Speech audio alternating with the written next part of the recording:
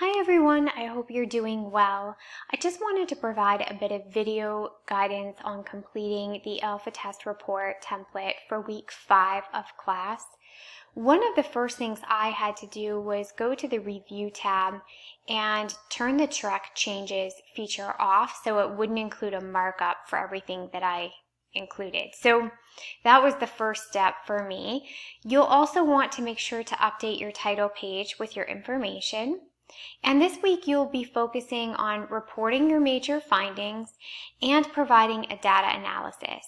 So this template does give you some wonderful information and prompts on what type of information to include.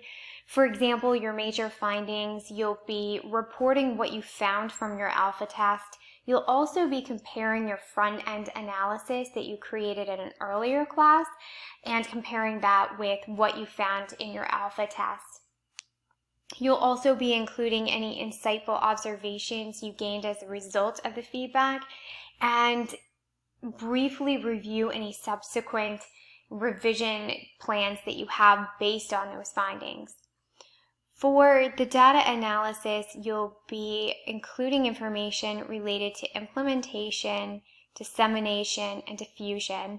And again, there's some wonderful information for each one of those sections to help guide you in your work. I also wanted to mention that if you need to include subheadings for your major findings, you can do that a couple of ways. One of the easiest ways would be to come down here to the implementation heading or subheading, click on the format painter, and apply that to the heading, and that will maintain your formatting.